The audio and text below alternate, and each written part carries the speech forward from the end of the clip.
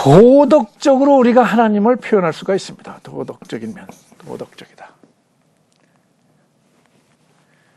하나님은 이 절대적인 게 가장 위에 있는 것이고요. 세상과의 관계 속에서 다음에 있는 것이고, 그 다음에 도덕적인 것은 뭐냐면 사람, 인간과의 관계입니다. 사람과의 관계에서 하나님의 속성 혹은 하나님의 본질을 우리가 이해하는 겁니다. 그래서 사람과의 관계 속에서 하나님은 어떤 존재냐면 거룩하신 분이다. 거룩하신 분이다. 그렇게 얘기할 수 있습니다. 하나님은 거룩하신 분이다. 수없이 들어서 우리는 잘 알죠. 하나님은 거룩하신 분이십니다.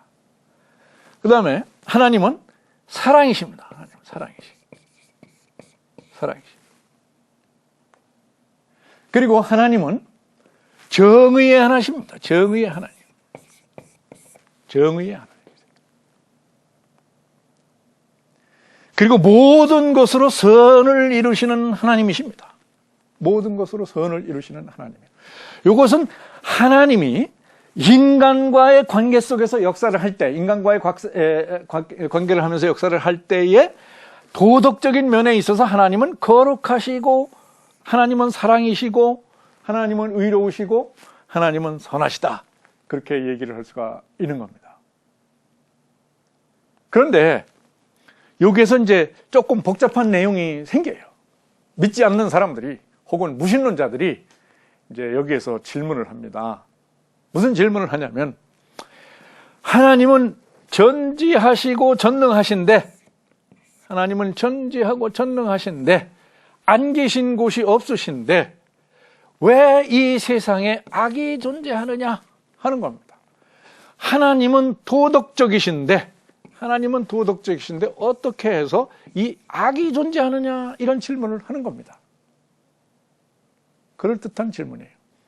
아마 지금도 크리스찬이 아닌 사람들이 수없이 이 질문을 하고 있습니다. 왜 하나님은 히틀러를 가만두고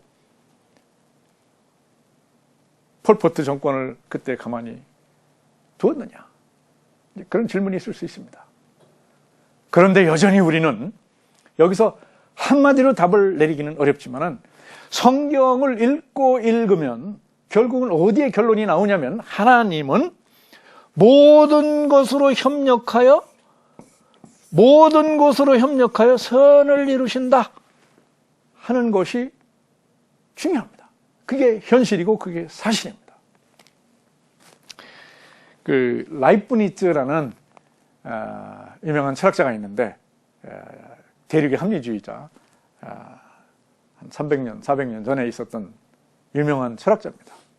이 사람은 이 세상이 최선의 세상이다, 그런 주장을 했어요.